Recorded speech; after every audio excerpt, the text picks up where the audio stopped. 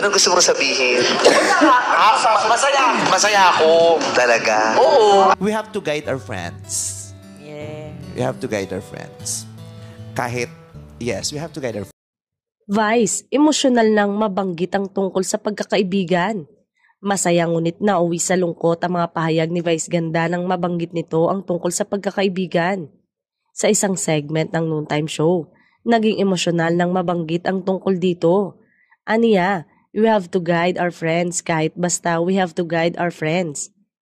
Halatang may gustong sabihin ito ngunit pigil at halos maluha-luha.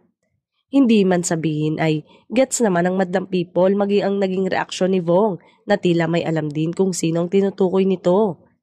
Kilala si Vice na may malambot na puso pagdating sa tunay na samahan at mga taong naging bahagi ng kanyang journey.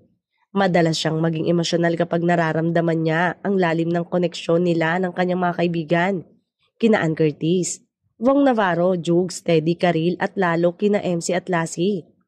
Isa sa mga madalas niyang banggitin ay kung paano ang tunay na kaibigan ay hindi lang nandyan sa saya kundi lalo na sa mga oras ng lungkot at laban sa buhay.